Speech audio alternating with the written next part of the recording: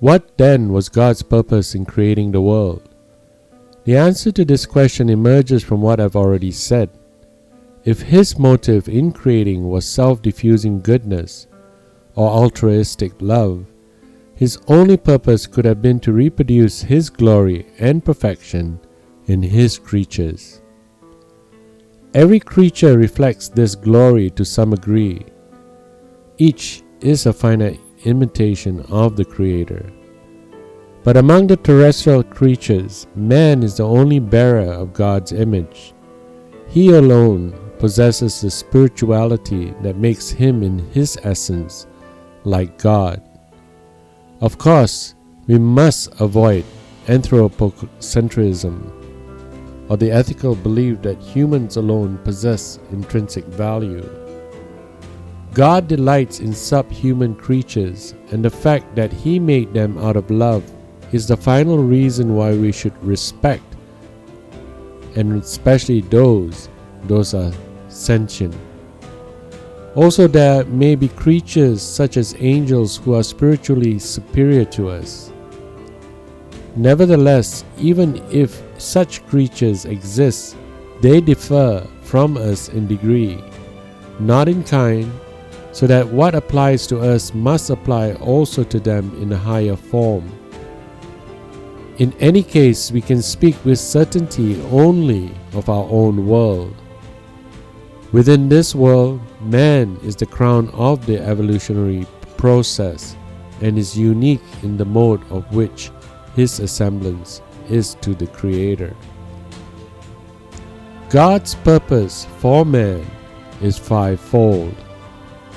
First, although man is compounded by both mind and body, spirit and matter, his distinctive role in the order of creation is to develop his spiritual faculties of intellect, will, and love.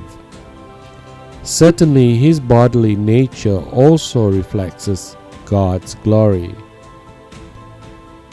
Yet it does not only to the extent that it is governed and permeated by his spirit.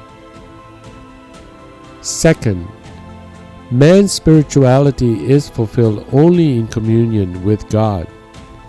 Amongst man's highest gifts is the gift of self-consciousness.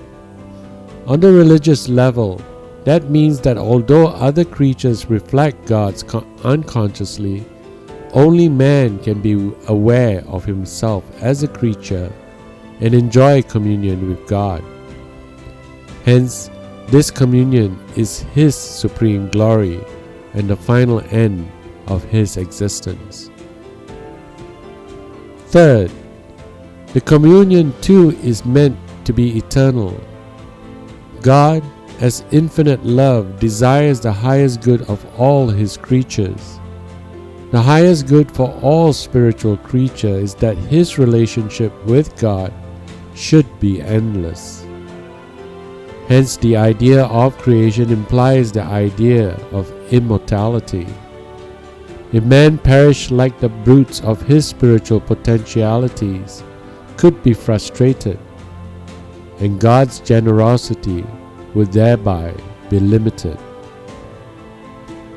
Fourth, both in this life and in the next, man can have no nobler activity than the adoration and praise of God. Hence, there has been much misunderstanding.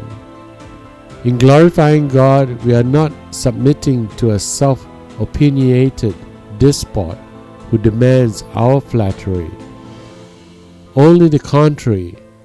We are fulfilling our own natures by recognizing them for what they are, splintered reflections of their divine archetypes, who out of pure love have made us for fellowship with Him. All theists can agree on these four propositions, but Christians further believe that God has fully and finally revealed His purpose for mankind through Jesus Christ. God's purpose for every man is that he should become like Christ by being united with Christ through the Holy Spirit. Through this union, believers become members of God's kingdom and obtain, even within this world of space and time, a life that is eternal. Thus, the concept of creation brings us to the threshold of distinctively Christian faith. In our next and concluding video on this topic, I shall indicate ways in which the concept is relevant to the three basic Christian doctrines of the Incarnation, the Trinity, and the Atonement.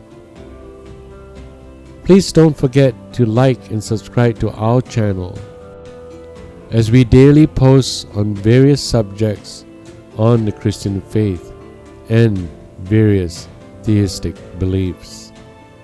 Thank you.